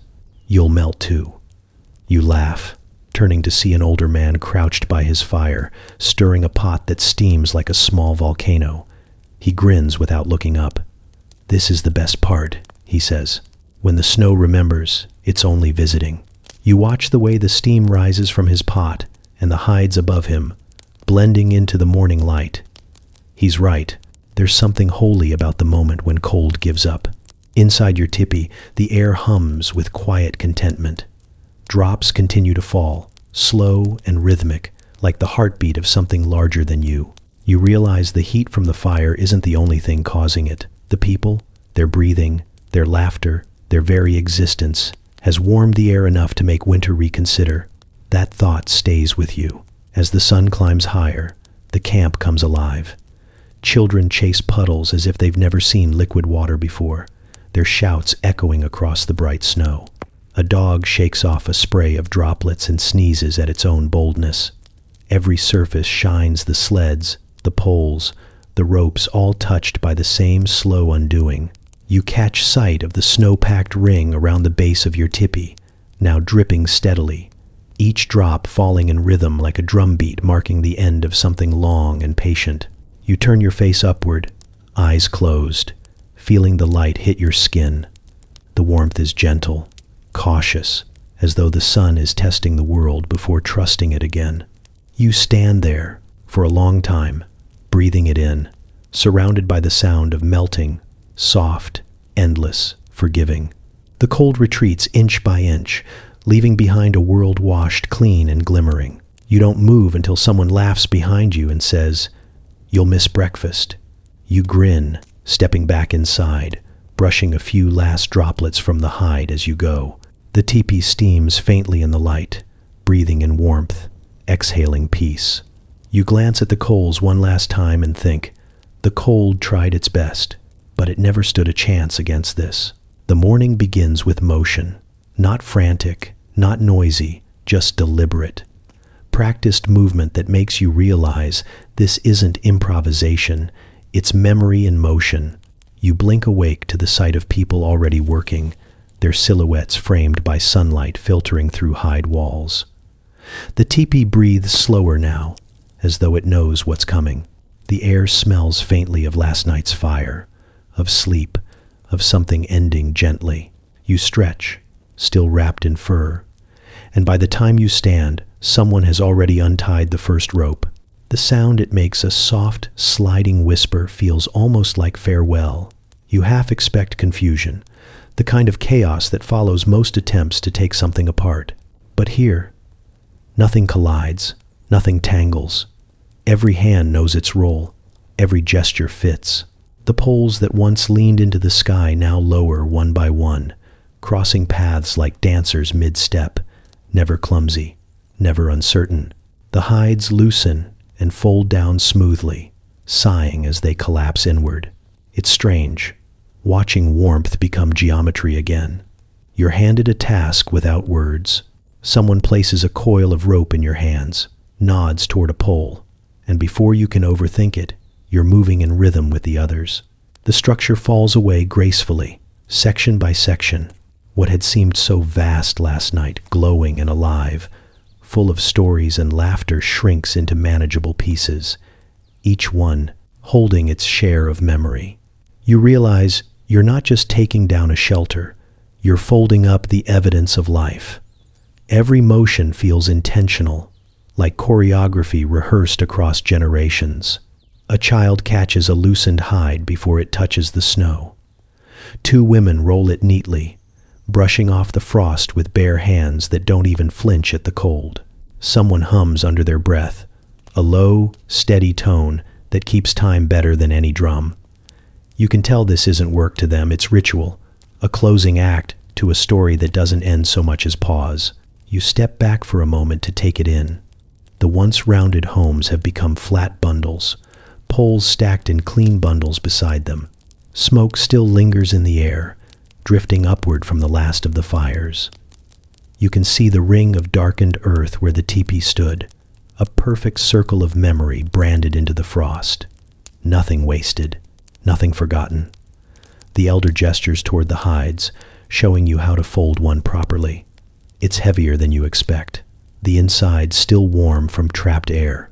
As you work, the texture of it surprises you, soft and worn in places, scarred in others, a map of seasons pressed into its surface. The elder watches your clumsy attempt, then takes over with a smile that's more patient than amused. Always fold with the smoke side in, she says, tucking the last edge. Keeps the stories from leaking out. You nod like you understand, though part of you thinks she might not be joking. When it's done, the camp looks transformed. Where there were once glowing circles of life, there are now only small mounds of snow and ash. The poles lie bundled like ribs, waiting to be reassembled somewhere else. It should feel sad, maybe even empty, but it doesn't. There's too much purpose here for sadness to grow. You realize the warmth you thought belonged to the fires or the hides has already been packed, distributed, carried in the people themselves. Someone calls your name, one of the few words you actually recognize, and tosses you a coil of rope. You sling it over your shoulder, feeling the weight of something that once held an entire home upright. The sun is higher now, turning the snow blinding white. The air is crisp, but you don't feel the cold the same way anymore. You glance around and catch small fragments of familiarity, a child laughing as they balance a pole twice their height, a woman brushing stray embers into the snow, a man tightening a bundle with a knot so practiced it looks effortless. Soon the sleds are loaded, the dogs restless and eager. The fire pits are covered, the last coals pressed into the earth like promises to return. You look back at the clearing one final time, half expecting the warmth to have vanished with the smoke. But it lingers in the footprints, in the scent of cedar, in the rhythm still beating beneath the frozen ground. When the first sled slides forward, the sound it makes is soft, almost musical, and the whole camp begins to move. The circle dissolves, not broken but simply unfolding. You follow, the cold nipping at your cheeks, the rope heavy in your hands.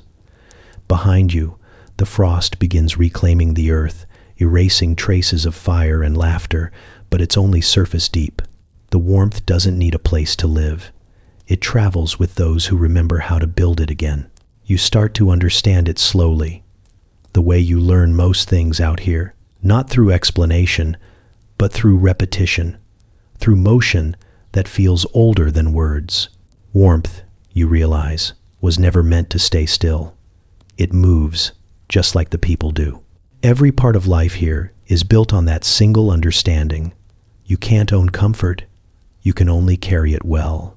You watch as the camp transitions from morning stillness to motion. The bundles are secured, the sleds lined up, the poles stacked like bones waiting to be reborn somewhere new. The hides are folded so precisely that you can't tell one home from another anymore, each one a compact promise of shelter. The cold nips at the edges of everything, trying to find a way in, but it's no match for the quiet efficiency of those who've learned to make peace with it. You think of what it takes to live like this, to never let roots tangle around your feet, to build knowing you'll soon unbuild, to warm yourself not by permanence, but by rhythm. The teepee wasn't designed for stubbornness. It was designed for grace. The poles come apart with the same ease they came together. The hides roll into bundles that fit perfectly across a travois. You realize it's not simplicity, it's mastery. It's centuries of observation, refinement, and unspoken understanding condensed into a shape that can disappear by sunrise and rise again by sunset. Someone beside you laughs softly, watching your expression. Everything here moves, they say, adjusting a bundle on their shoulder. Even the heat. You almost smile, because you've seen it the way warmth spreads from the fire to the hides, from the hides to the people, and from the people to the air itself. You've seen it passed from hand to hand, preserved not through hoarding but through sharing. Even now, as the camp prepares to leave, the warmth lingers, not trapped in the ashes of old fires but in the quiet confidence of the people walking away from them. A young boy carries a bundle half his size, stumbling slightly before someone steadies him. He laughs, teeth flashing white in the morning light. The sound feels like proof that warmth doesn't need walls to survive. You glance around, the scene looks like motion captured mid-song. Dogs bark, sleds creak, footsteps press deep into the snow. The whole camp moves together, fluid and sure, like a single body that never quite stops breathing. You think about what it means to move this much, to rebuild this often. In another life, maybe you'd call it exhausting, but here, it feels like wisdom. The people don't fight the seasons, they travel with them. The cold doesn't chase them, it travels beside them. You begin to see the beauty in that balance, the understanding that survival isn't about defying nature. It's about listening to it closely enough to follow its lead. Someone whistles, and the dogs respond instantly, eager, purposeful. The sleds slide forward, cutting clean paths through the snow. The camp, once a collection of glowing circles, becomes a caravan of movement, each shape distinct but connected by rhythm. You walk with them, and as you look back, the land begins to reclaim what was left behind. The faint circles in the snow, the ash pressed into the earth, the ghost outlines of where warmth once stood. All of it fades quickly, swallowed by wind and time. You should feel loss, maybe, but you don't. What they've built here can't be left behind. The genius of the nomad isn't in the tipi itself, or the fire, or even the method. It's in the understanding that comfort isn't a place, it's a skill. To know how to build warmth from what the earth gives you, to move with the cold instead of against it, to pack away safety like a story you know by heart. That's what endures. By midday, the camp is only a memory against the endless white. The people move steadily, their breath misting in small clouds that disappear almost as soon as they form. You watch the hides sway on the sleds, the poles glinting faintly in the sunlight, and you realize that this, too, is warmth not in temperature, but in continuity. It's the warmth of motion, of not clinging too tightly, of trusting that wherever they stop next, the fire will burn again. The smoke will find its rhythm, and the tipi will rise like it never left. You look up at the horizon, endless and silent, and for the first time, the cold doesn't feel like opposition. It feels like part of the design. The trail stretches behind you in a slow curve, the kind of path that doesn't announce itself, but simply exists because enough footsteps believed in it. The sky is a pale, forgiving blue, and the snow glows brighter than it has any right to. You pause for a moment, turning back toward where the camp used to be. There's nothing left now, not even smoke, not even footprints, just a faint shimmer in the air where firelight once lived. The absence feels full somehow, as though warmth doesn't vanish so much as change form. You can almost feel it still hovering, soft, patient, waiting to be built again somewhere new. The sleds ahead of you creak in rhythm, pulled by dogs whose breath rises like steam ghosts. The hides they carry sway gently, releasing faint hints of smoke and sun, reminders of nights spent inside a living flame. You walk beside them, the rope rough in your hands, and think about everything that came before this: the first bite of winter, the first breath of fire, the first time you realized the cold wasn't an enemy but a teacher. It all comes back now, not as moments, but as understanding. You remember the way the tippy walls glowed at night, light flickering through hide like heartbeat shadows, the sound of laughter weaving through the wind, the sigh of smoke leaving through the vent, the hum of people who didn't just survive the cold, but shaped themselves around it. You think of the firekeeper's steady hands, the quiet way she coaxed flame from ember, never rushed, never afraid. You realize that what you were learning wasn't just about staying warm, it was about paying attention, about rhythm, about balance. Someone beside you starts humming a tune, low and familiar. It winds through the group like thread, tying everyone together with invisible knots. You can feel it even when the sound fades, like warmth that lingers after the flame has gone. Every person around you carries a piece of that lesson, the idea that comfort isn't the absence of hardship, but the presence of care. Fire doesn't burn without tending, and neither does life. The wind picks up, brushing snow across your boots, whispering through the poles lashed to the sled. It's cold, but it doesn't sting anymore. You pull your cloak tighter out of habit, not need, and smile to yourself at how quickly the body learns when the mind listens. The elders say the earth teaches if you let it. You used to think they meant the seasons or the hunt. Now you know they meant the small things too, the way warmth rises and breath follows, the way smoke finds its escape, the way hide and bone and fire can hold a soul together. As the group continues, the horizon opens wider, the plains stretching out in every direction, empty and eternal. It should feel lonely, but it doesn't. The warmth you carry isn't a thing you can drop or lose. It's stitched into you now, the memory of glow against hide, of firelight reflected in dark eyes, of voices telling stories that began long before you arrived. It all hums inside you, low and steady. You glance at the person walking nearest to you. Their cheeks are pink from the cold, their breath steady, their eyes squinting against the brightness. You both smile, small and wordless, and it's enough. No one here needs to talk about survival anymore. It's understood, it's lived, it's shared.